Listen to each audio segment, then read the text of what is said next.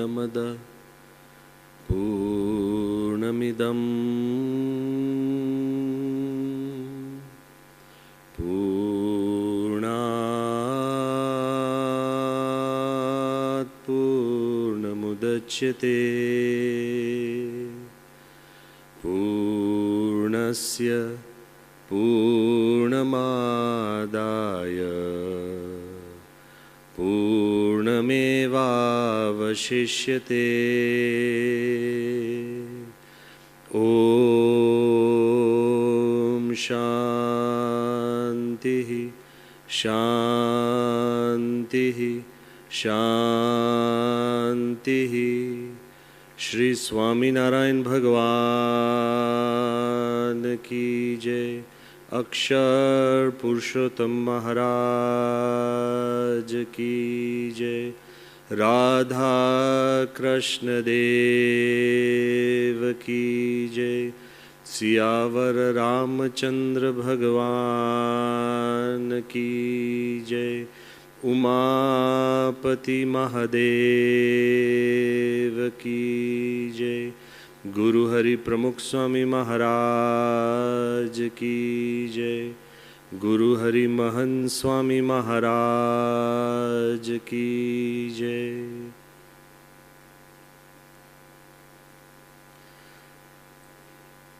In the divine presence of Bhagwan Swami Narayan,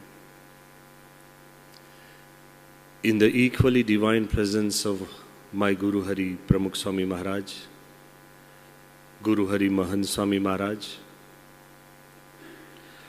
in the revered presence of saints, the most esteemed presence of Your Excellency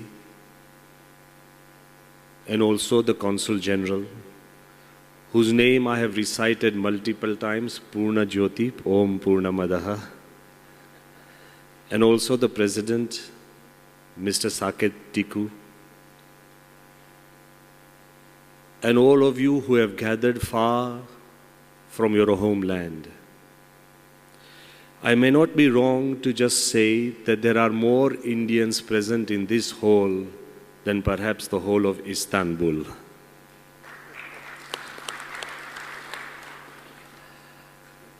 And it also gives me great pleasure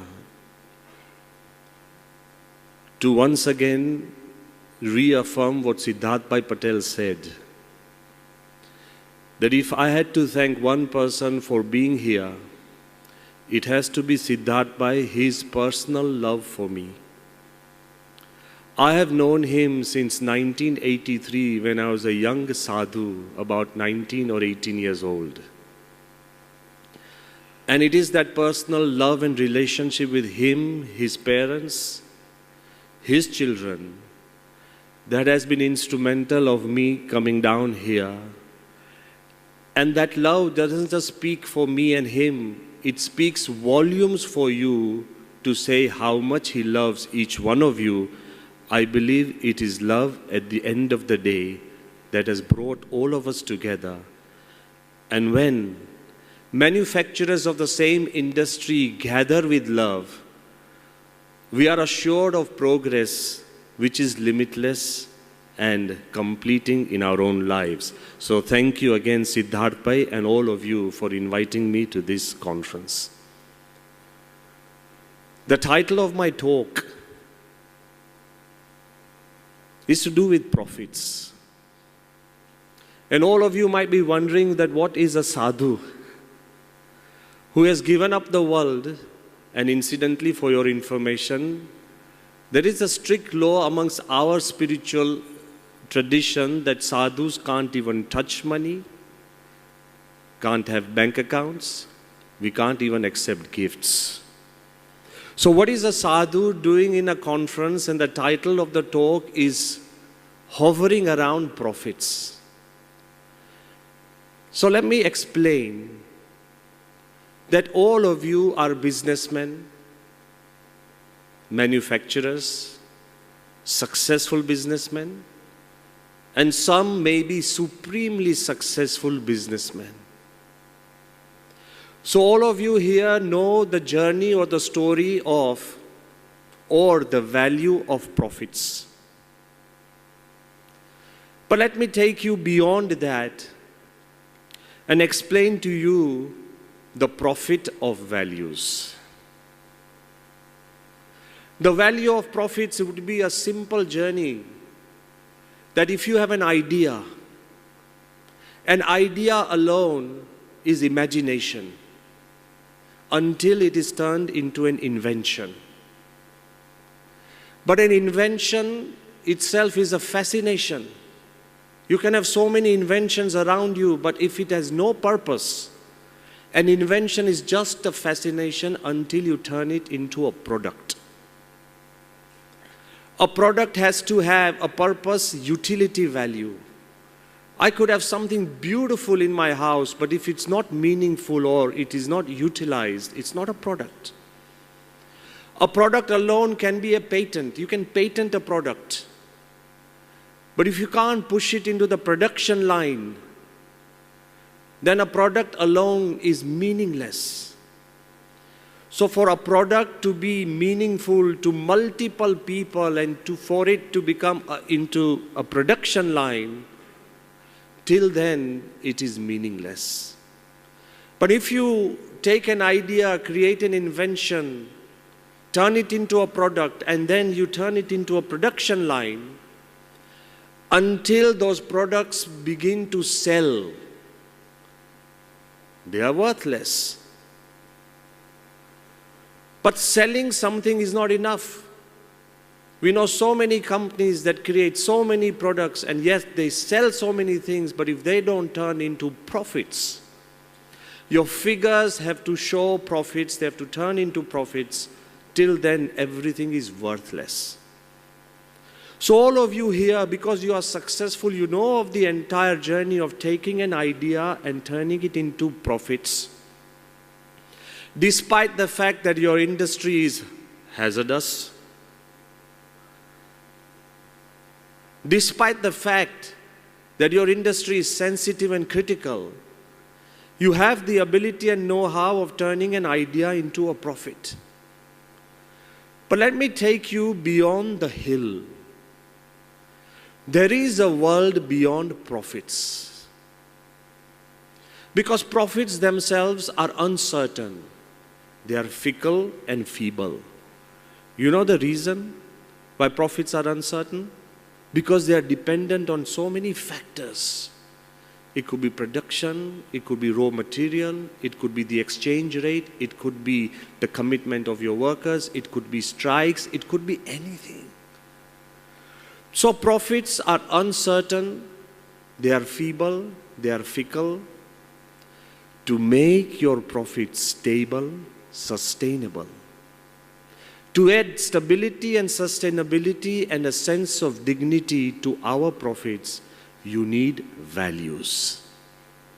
Because values add life to what you and I are. So how do you turn profits into something which are sustainable and that they add value to your own life? Every man or woman on this earth wants to be successful. Who doesn't want to make money? Who doesn't want to create a name? But this evening or this morning, I want to explain to you, we want a name that is respected. And if you want fame that is accepted, I can give you a list of rich people who may not be really respected. And there are so many famous people on this earth who perhaps are not even accepted. They may be put into the bracket of weird, outlandish, not natural.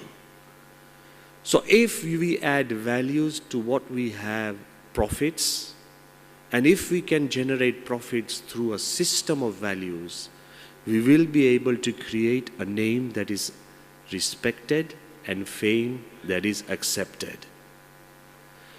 But to understand this in a more genuine way or in its own raw status, let me take you into the jungles of creation. when the early man was roaming the forests. This is an anecdote, perhaps it's imaginary, but the purpose or the message of the story is absolute real.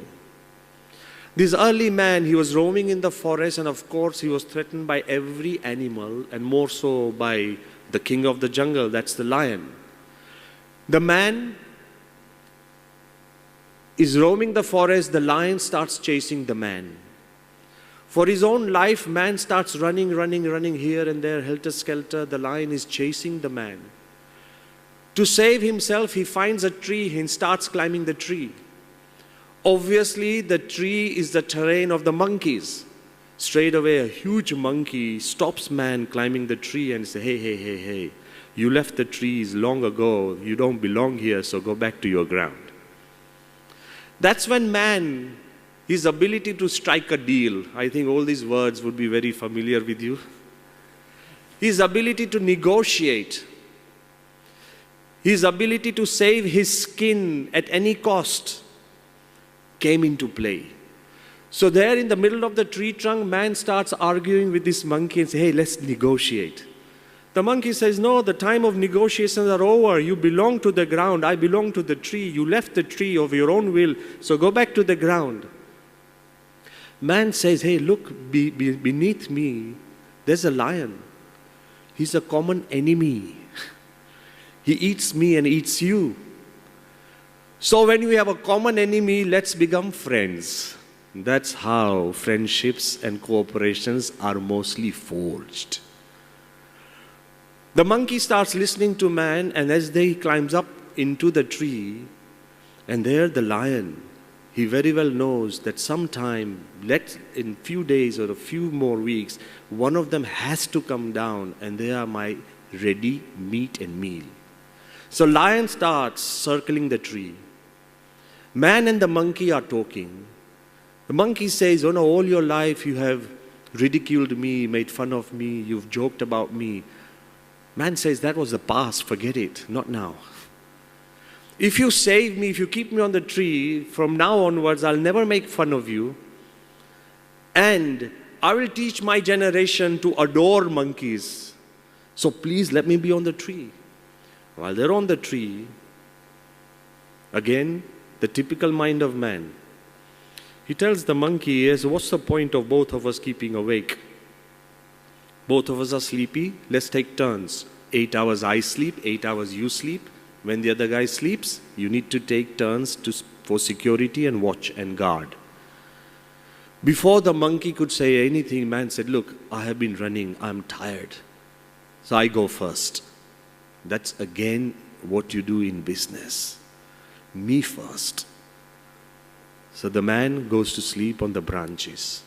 The monkey is watching guard, keeping guard.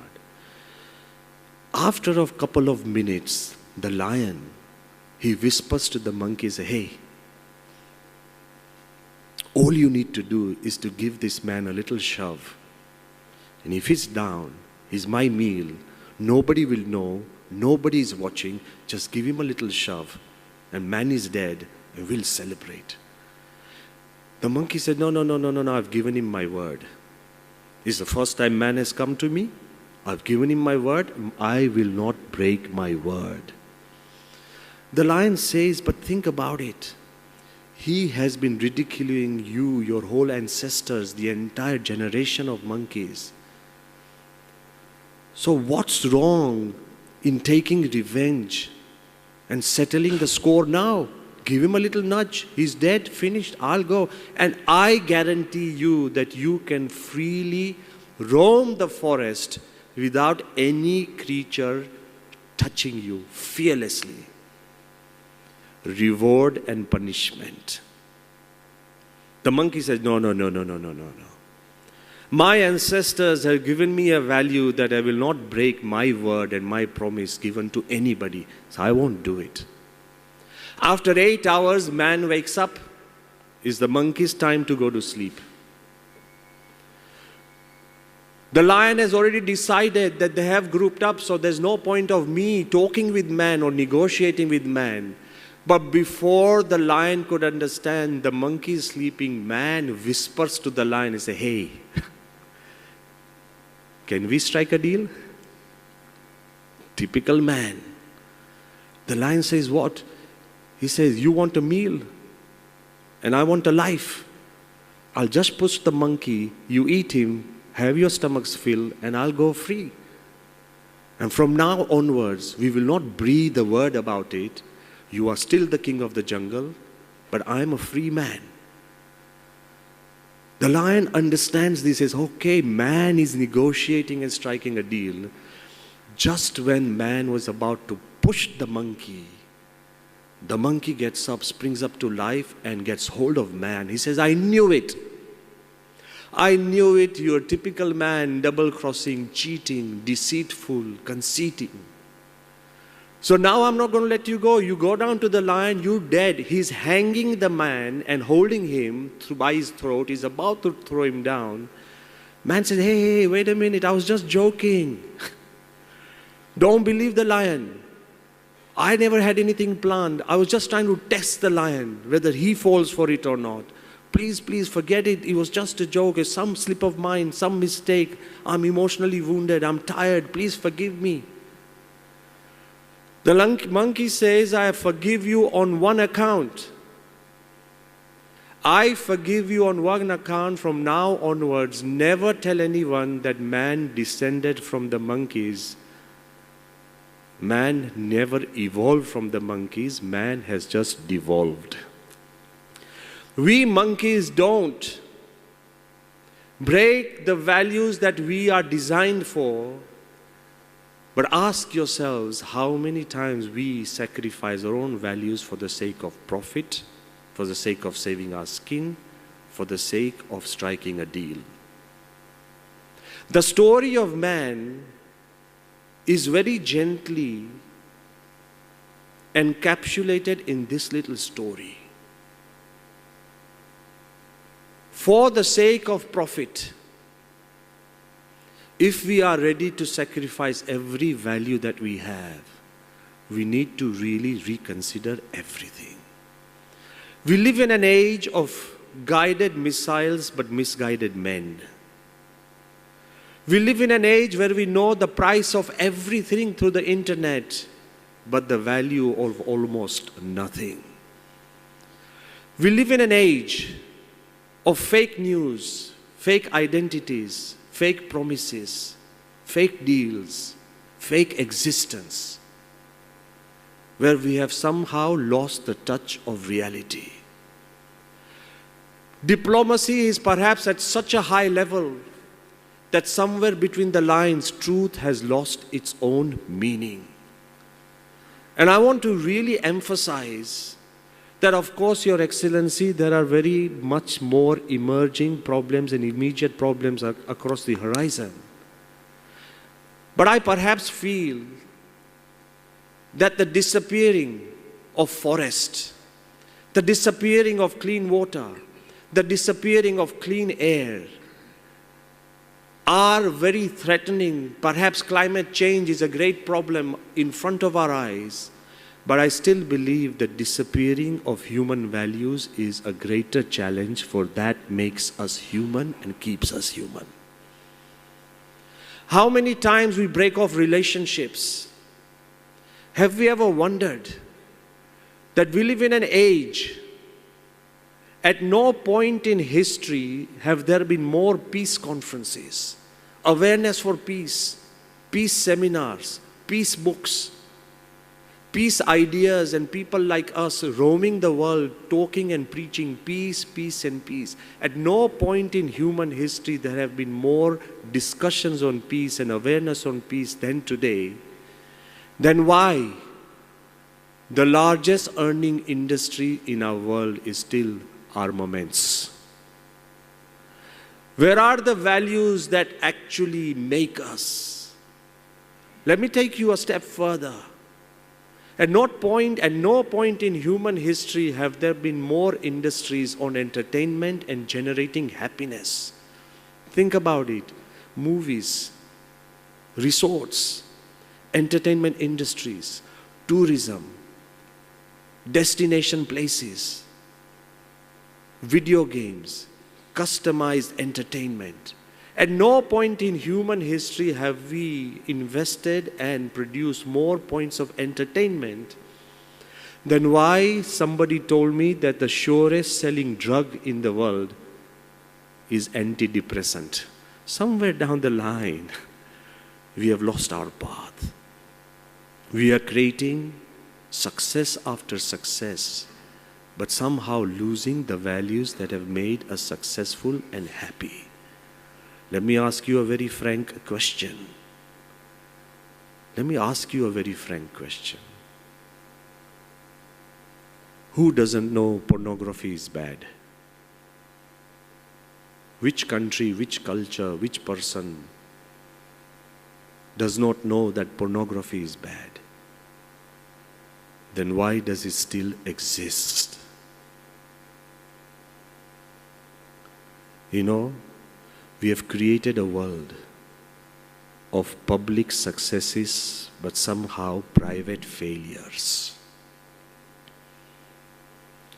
As the famous comedian Charles Chaplin, as he was passing through Europe, he came to Germany. In Cologne, there was a competition, look-alike Charlie Chaplin. Knowing and being Charlie Chaplin, he decided to enter into that competition. You know, now we have look-alike Michael Jackson, look-alike Sachin Tendulkar, and so many people who dress or maybe have a hairstyle or maybe just walk like them. They would enter and they would prizes who would be the most look-alike this famous personality. Nobody had dreamt that Charlie Chaplin himself would participate in a look-alike Charlie Chaplin competition. And to his shock and horror, he came number 7th. He writes in his memoirs that I was shocked that in a look-alike Charlie Chaplin competition, I came number 7th because there were 6 other people who looked more likely me than me myself. That's when he writes that we live in a world where showmen succeed and real men fail. I want to ask you, is money the only thing in our lives? Or can profits be equated in some other way, in a different way? If money was the only thing, then excellence alone can help you attain that. But ethics and values are the only things will help you sustain your own life and also broaden or create profits in a different way. I brought some 9 names, and I don't want to be wrong, that's why I wrote them in a piece of paper. It was in 1923, and this example has almost become like a legend. It was in 1923 that 9 of the most successful businessmen and financiers of the world got together in Chicago, just like a conference like we have now. And these 9 people, they said they control more money than majority of treasury of not just the United States, but most of the countries put together. And the 9 names I would just like to read out quickly to you. One was Charles Schwab. He was the president of the largest steel industry, Bethlehem Steel. Samuel Insull. He was the president of the largest utility firm, General Electric. Howard Hobson. He was the president of the largest gas industry, Associated Gas. Then Arthur Cutten. He was a big wheat speculator. Then Richard Whitney. He was the president of New York Stock Exchange. Then Albert Fall. He was the member of President Hoover's cabinet, advisor to the president in the matters of finance. Then Jesse Livermore. He was the greatest bear on Wall Street who controlled the movements of shares. Then Leon Fraser. He was the president of the Bank of Settlements where companies did not agree. The Bank of Settlement, look at the figures. And Ivor Kruger. He was the head of the largest monopoly of the world. 9 people who control the economies and the wealth of nations had got together in 1923, and after 25 years, one was bankrupt, one was in a mental asylum, 3 had committed suicides, and 3 and 4 were in prisons. I want to ask you, what happened? Wealth alone and profits alone will not give you your life. We abhor the idea of the ancient times where people sold their wives and their children and their friends for the sake of profits. We snigger. We belittle them. But are you ready to sell your own lives for the sake of profits? Recently, in the scandal of Cambridge Analytica, where Facebook was put on trial for selling ideas and identities and information regarding people, and we ridicule and mock Facebook and we take it to trial, but I want to ask you, there is a saying that if anything is free on the internet, then the product is you. When you take something free and give your information in your tastes and dislikes, you are the product that is being sold.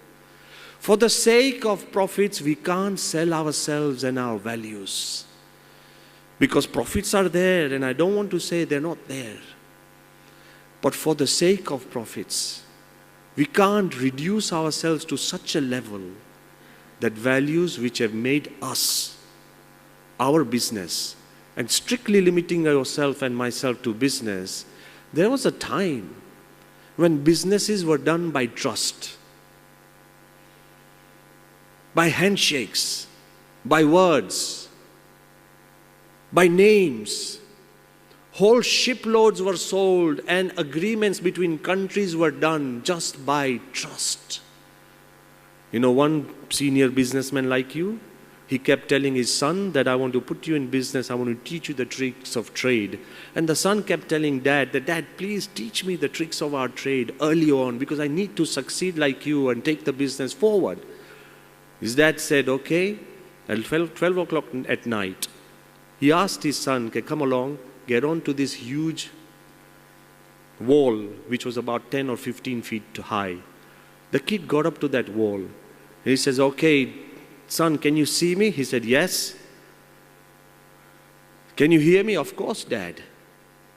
What is the distance between the top and the bottom? He said, 15 foot. He said, do you think I'm here and I can catch you? Of course, Dad. You've caught me so many times. Of course, I can catch you. Suddenly, the dad turns off the light. And the son says, Dad, I can't see you. He said, but can you hear me? I'm teaching you the trade of business. He said, I can hear you.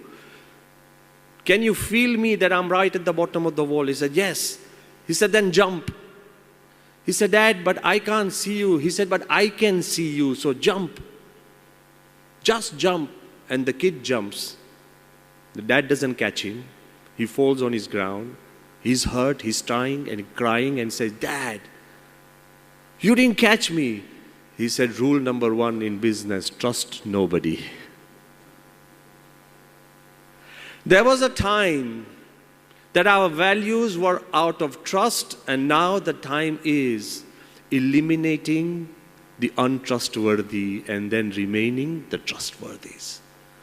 Look at your agreements.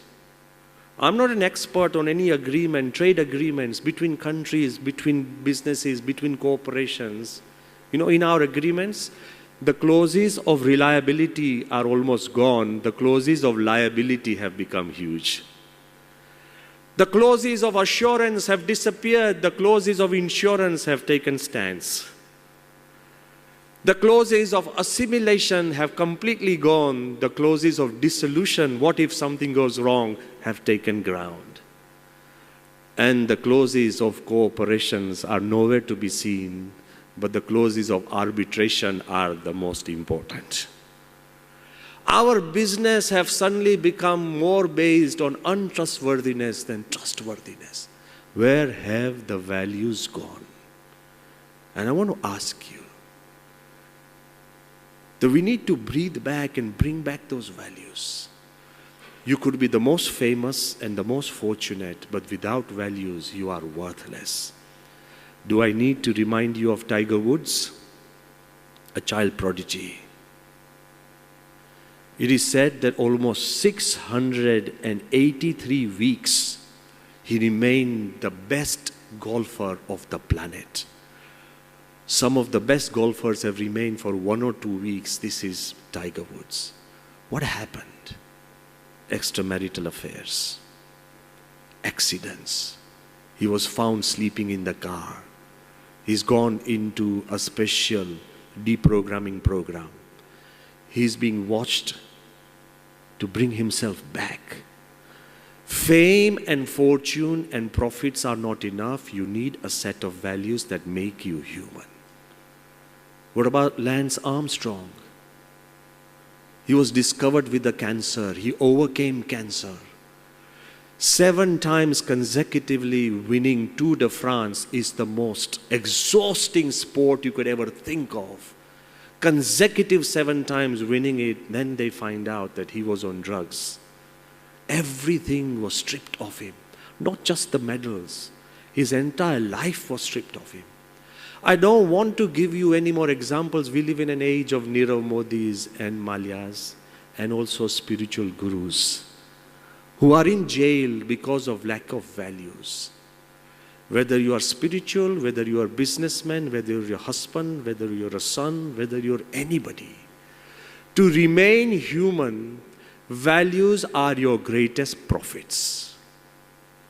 But let me also tell you about people who have nothing but values, and look at them. I talked about people who have had everything, but when they have stripped of values, they have nothing all their lives. But there are people who have lost everything. And yet, if they have sustained their values, they have become the greatest idols of humanity. Let me take you to 1992, Barcelona Olympics. If you haven't heard about this, please go back and show your children what I'm talking about. There was a sprinter in 400 meters, Derek Redmond. He was a British 400-meter sprinter. He was tipped to win the gold medal. And Derek Redmond, in the final heats of the finals of Barcelona Olympics, he starts, when the gun goes off, he starts running for 150 meters. He is leading the pack. Again, tipped to be the gold winner. Suddenly, after 150 meters, there's a snap on his right thigh and his tendon or something in his ligaments breaks. He starts squirming and he falls and is struggling on the field. All the runners are running at the front. There's a big gasp from the entire spectators, 65,000 spectators. Suddenly they feel the leader of the pack has suddenly fallen, is struggling, squirming in pain. The race is over. Still, even after the race, Derek Redmond gets up, limping with excruciating pain. He hops and hops and hops. Breaking security, one man comes through. It happens to be his father. His father is asking Derek not to finish the race. There's no way of finishing the race, but he still wants to finish the race. Hopping and hopping and hopping. Obviously, in Olympic laws, if anybody helps you, you are disqualified by default. Hopping along, he finishes the race that he had come for. And the fact was, 65,000 people stand up and give him a standing ovation for his spirit not winning the gold medal. And even today, every time the spirit of Olympics is celebrated, they only feature Derek Redmond and none of the gold medal winners. You can lose your life and still win the world if you have a set of values. Values are more important than profits. And here, I really admire the congregation, and I would identify with the president when he made a speech and said that you are concerned about lives. The theme of this conference is safety and ethics. Let me bring a leaf out of history and tell you that when somebody focuses on human values, profits generate naturally. I hope all of you have heard of the famous industry Alcoa, Aluminum Corporation of America. One of the largest aluminum industry with presence in 40 different countries. It's not small, 40 countries. Almost 200,000 people employed. That industry was going to the dogs. There's no way, loss after loss after loss after loss, there was no way this industry could come up. The board of directors decided that we need to breathe back life into our industry. So let's bring in a new dynamic CEO who would take care of the industry and bring a huge change. Get ready for the surprise. They roped in 1987, they roped in Paul O'Neill. Go back and check the facts. Paul O'Neill. He came in as the CEO. The first meeting of the board of directors, everybody is hoping, the investors are hoping, everybody is hoping that this young dynamic CEO will turn the fortunes of the entire Alcoa. You know, they were all expecting huge chiefs. They were all expecting a great lecture. They were expecting a presentation. They were expecting facts and figures of how we can breathe back profits, profits, profits. The first lecture by the CEO, Paul O'Neill, to the board of directors was less than 10 minutes. He came without papers. He got up and he said, "My prime concern for Alcoa is safety." Does it ring a bell? Mr. President, does it ring a bell? He said, "My concern for Alcoa is safety, supreme safety. I have found that because of injuries and lack of safety, every 100 days, 2 days are lost in the factory. I want to bring it down from 2 to 0. That is my goal. There is no other issues today to be discussed. It's just safety." Suddenly one guy from the board, he raised his hand and said, but what about the profits? He said, "My only profit is safety. Thank you very much." The meeting is concluded. Straight away, some of the board members, they went back to their investors and they said, "God, we've got a hippie in the room. He's crazy. Nothing can happen." He did not just make this speech, he righted it off with special laws and sub-laws. He said, if in any company there's an injury and it takes life, by default that manager is suspended. If any of my little factory, if there's an injury when a worker has to lose days because of that injury, it's serious, tell me, I personally will go there and look after him. All the days that the worker misses, his wages should be doubled. And that wage should be cut from the manager. Whosever fault it is, I don't want injuries in our factories, and it creates a feeling of safety. He went on and on and on. He created a system. And in the factory where there are no injuries, I will raise the wages equally for the entire factory floor. You know, to everybody's surprise, all the little people working on the floor, they got a feeling that there's a guy at the top and he cares about our lives. There's a guy at the top and he cares about my individual life. The commitment grew, injuries decreased, and they say in the first year after he took over, the entire company made $1 billion profit in just 1 year. And by the time he left office, the net worth of Alcoa was 27 billion, all because of the measures he took on safety. He proved to the world that there are profits in values. You may grow in numbers, but he proved to the world that there is a guy at the top who cares about the small men at the bottom. It is love and commitment that generates this environment.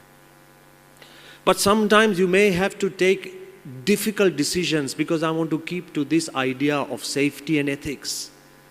You may have to take decisions that actually burn your pockets.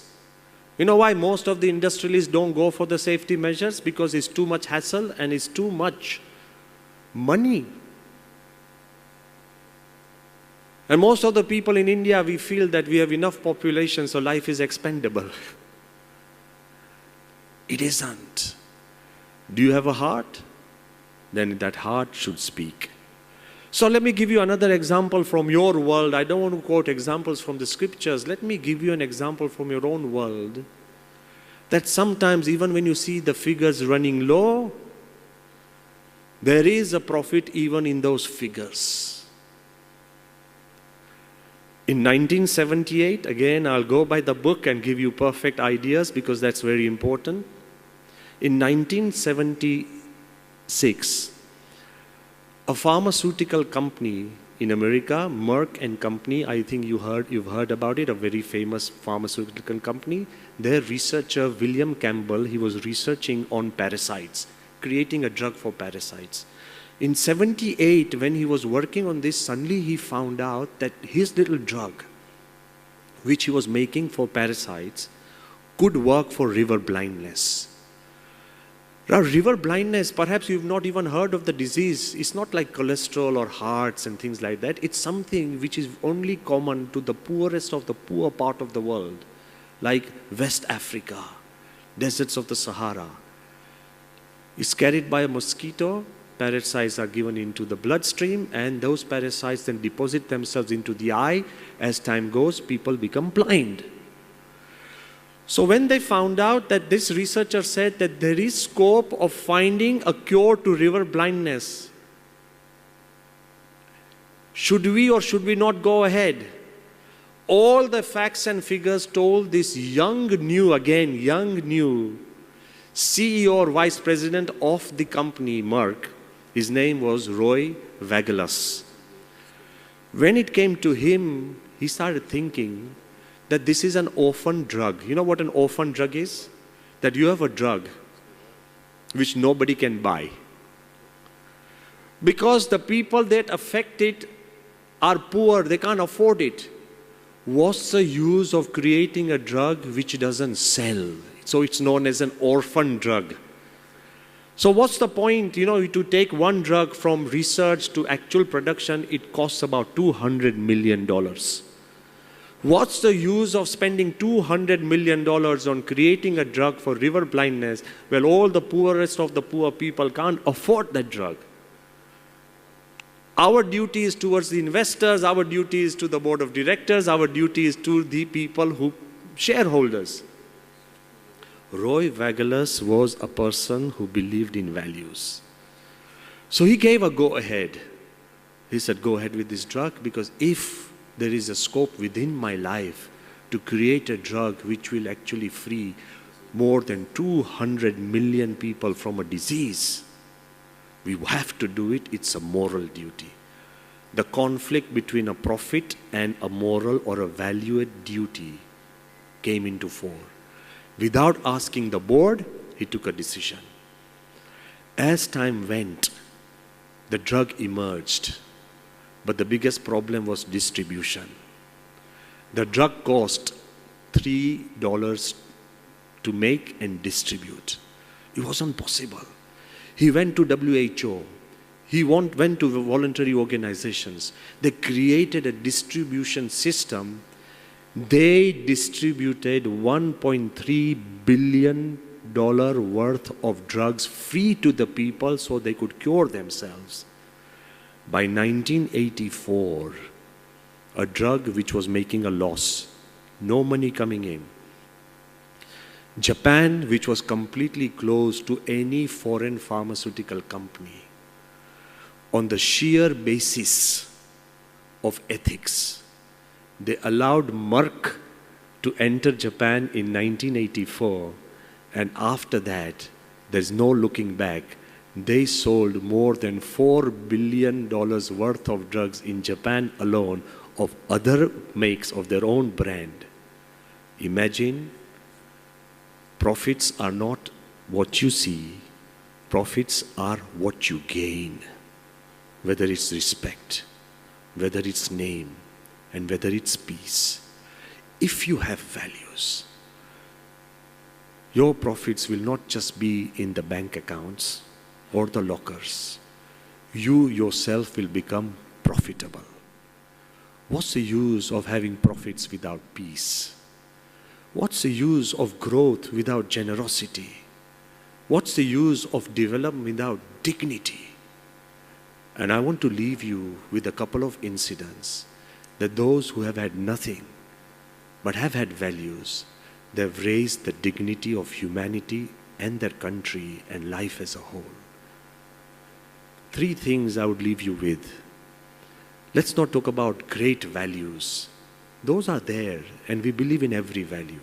For a businessman, there are 3 values I would want you to actually adopt and think about. If you cannot generate values, at least venerate values.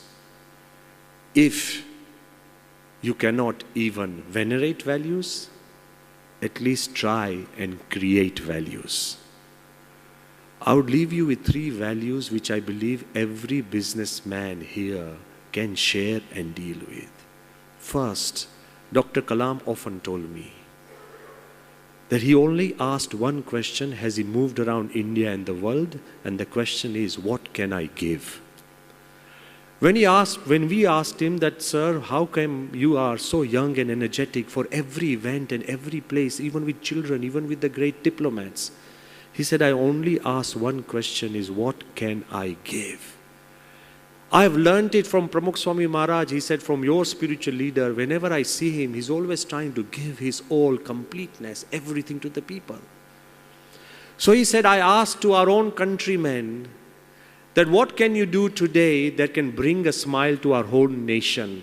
What can we give, not what we can take? When you do that what can we give? Then default, you will be making a contribution not to the life of others, but to your own life. That profit comes back to you completely. The second thing is, if you can't give, at least forgive. So many people might have betrayed you. Somebody might have double dealt you. There may have been incidents where you felt cheated. Move along. Go beyond. You have greater things to do in life instead of storing all the hates and hurts in your life. If you can't forgive, you can't really move along in life. Look at Nelson Mandela. 28 years he was in jail. I have been to Robben Island, and I've also had the great fortune of meeting Nelson Mandela in person. 28 years were robbed from him, from his life. All because apartheid. The white supremacists who actually ruined his life and conspired to actually kill him. One of the leaders of that was John Foster. John Foster was a person who conspired and put Mandela in jail. As circumstances would have it, after Mandela was in jail, Foster became the Prime Minister of South Africa. Imagine, you would lose belief in God saying, he tricked me, he actually buried me, and look at him becoming the Prime Minister. The moment John Foster took over the Prime Ministership of South Africa, amongst the first thing he said that one of my dreams is to see Mandela hanged. The Prime Minister, Mandela is in a prison. The Prime Minister says, I want to hang him. Every now and then he tried to pass a bill in the cabinet of hang Mandela. Somehow it just got stalled. It never really happened. After 28 years, John Foster became a normal man. The regime was out. Mandela was free. On the shores of Robben Island, when the entire world media got together, the first question they asked Nelson Mandela, Mr. Mandela, what do you think of John Foster? Remember the man who conspired, the man who made sure he's in jail, the man who robbed him of his youth, the man who cheated him, the man who wanted to hang him. They asked him, Mr. Mandela, what do you think of John Foster? Mandela said, he's a decent man, and that's about it. Ask yourself, can you or do you have a heart to forgive somebody? Nobody has sent you to jail. Nobody has hurt you in that way. Yet Mandela said that if I did not forgive, and if I carried all the bitterness in my heart, even after I was freed, I would still be in a prison. How many of us are public successes and private failures because we cannot forgive? Give whatever you can. If you can't, at least forgive. And at least within this group, please, I want you to see and ask each other, beg for forgiveness and forgive others. You will have a great conference at the end of this day. If you can't give, at least forgive. And lastly, somebody would tell me, Swami, this value of giving I can't give. I don't even have a heart of forgiving. But at least I want to tell you, believe. Believe in your people. Believe in yourself. Believe in God. Believe in good things of life. Even if they are not above the horizon, believe in them. And when you believe and you have a strength of belief in a higher being or identity, even in higher values, you won't be able to be shaken from what you are. You will have a strong life. Let me also quote you of somebody whose respect I have personally earned and I believe and see him with great respect. He's not a sadhu. You might have heard of the great tennis player Arthur Ashe. He was the first black American to win the Wimbledon in tennis. I was a young boy. And I still remember myself watching television and watching the finals in 1975, rooting for Arthur Ashe. And Arthur Ashe won the Wimbledon, and he was a celebrated identity, a celebrity all over the world. A very gentle sportsman.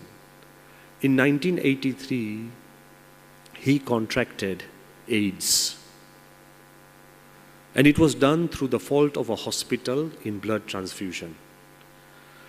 Everybody was horrified. Arthur Ashe could have gone legally, gone after the hospital, gone after the person or perpetrator that gave him a horrible disease. But look at his way. One fan wrote to Arthur Ashe and said that, Mr. Ashe, you are the most celebrated sportsman of our country and of the world. Such a nice gentleman. I wonder why God chose you for such a horrible disease. You know, many times we feel, why me? So many times we argue, just me? We feel victims. We think everybody has deserted and we feel life is not fair. Arthur Ashe had all the elements and ingredients to ask, why me? You know what he wrote to the fan, which I also have in my diary? He wrote back that in this world there are 50 million people who learn to hold the tennis racket. Of that 50 million, 5 million actually learn how to bounce the ball. Of that 5 million, 500,000, 500,000 actually learn the rules of tennis. Of that 50,000 play tennis. Of that 5,000 play professional tennis. Of that 500 enter the circuit. Of that only 50 enter Wimbledon. And of that only one wins. When I was holding the trophy of Wimbledon, I never asked God, why me? Why should I ask God now, why me? In our times of success, we never ask. In our times of challenges, we stop believing. The real time to sustain your belief and beliefs are the times which are challenging. His Holiness Pramukh Swami Maharaj, and I believe everybody sees our London temple as perhaps the most successful temple in the world, is featured in the Guinness Book of World Records, in the Reader's Digest, is featured in so many places. Recently, Britain voted for one of the best and the most enterprising and eco-friendly religious building in the whole of England. The London Swaminarayan Mandir won that award. When the Olympic Committee in 2012 was searching for symbols and emblems to decorate the Olympic souvenirs, amongst the 10 buildings it selected from England, one was the non-British building of BAPS Swaminarayan Hindu Temple. When the temple was opened, the whole of Britain celebrated. But guess how France celebrated it? Because France and England are always at loggerheads. Le Monde featured the headline columns when the London temple was opened in 1995. Le Monde featured a headline saying, "The Empire Strikes Back." For 200 years, the British ruled and ruined India. What a beautiful way of taking revenge by creating a beautiful temple in the heart of London. Congratulations, India.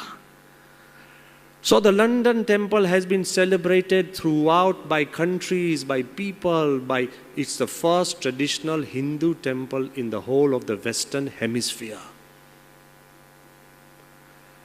But I want to tell you, perhaps if I want to single out the greatest failure of BAPS Swaminarayan Sanstha, it would be the London temple. We actually tried 28 different sites and failed 28 times. Some sites were too difficult, some sites had too many problems, some sites were too expensive. We never wanted to build a temple in Neasden. It's the most rundown area of England, full of crime. We were trying to move out of Neasden 28 times. Once we actually signed, the government never allowed us planning permission. We got signatures of 80,000 local residents. Still, we lost the case. 28 times we failed. And that's when Pramukh Swami, our spiritual head, smiled. Somebody would have given up the project. He smiled and he said, maybe God wants us to build it where we don't want to build it. That's Neasden. We built the temple where we never wanted to build it, and it has become the greatest success story of BAPS. Belief in God or higher beliefs. And I want to ask you that yes, profits can be seen in figures. But if you have values, values will turn into profits. Even if they don't, values will make you a profit in the world. You will be valued beyond your own imagination. But I also want to tell you that sometimes it just requires a little act, a little love, a little good deed, and you can transform an entire nation, country, and a field. I'll leave you with the last story, which is again very close to my heart. It is in 1873 or 1874. The real story has become legendary. One little boy who was struggling to finish his education. Every now and then he would go from house to house, find a little job, an errand, take more money, and then pay for his fees. After struggling for 7 days, where he could not even get an errand or a small job from a house, he was so hungry without food or water. He decided to give up education. But he decided that one last house I will try. He knocked on the door. And he decided that I'll ask for food and water or something to drink. Because he was hungry. When he knocked on the door was opened by a very beautiful young girl. You know, beauty smittens a person. Instead of asking or begging for food, he decided there was a beautiful girl standing in front of him. He got himself together and the girl said, "Excuse me, do you want anything?" He said, no, no, no, no, no. He said, but you knocked on the door? He said, that was by mistake. He said, no, no, no, you came right into our entire garden and you knocked on the door. He said, no, look, he said, can I get you something to eat or drink? He said, no, no, no, I'm not hungry. He was hungry. But this is how men are. You know, he's saving his dignity, so I'm not hungry. She said, but wait a minute. She went inside, she brought a glass of milk. He ravenously drank that milk. And then he asked that how much does this cost? He had no penny. But again, as men would be men. So he asked how much would it cost? The little girl said that my mother has taught me never get paid for kindness.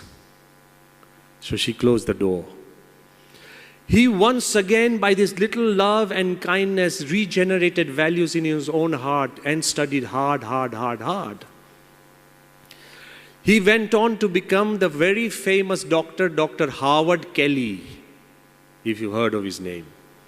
Once it so happened that this lady had grown older. She contracted a terminal disease which could not be treated in the villages. She was taken to Boston. Guess who was called to treat this young woman? Dr. Howard Kelly was called to treat this lady years back. When he started treating her, he straight away realized that this could be the same woman or the girl who had given me milk at the right time. He treats her for weeks and weeks in a huge hospital. The woman becomes worried about money. She's scared. She's cured and very fearsome and worried. The lady asks that what are the fees for my treatment? Dr. Howard Kelly, he writes in the prescription, paid in full with a glass of milk. Paid in full with a glass of milk. And Dr. Howard Kelly went on to found the Johns Hopkins Medical Research Center and Hospital. Ask yourself, how much can your little glass of milk can do? How much your little love for your people can do? How much a little safety for your men and women can do? It can change lives, it can change countries, it can change humanity. But most importantly, it will change you. Profits are not always in figures. Profits are how you feel.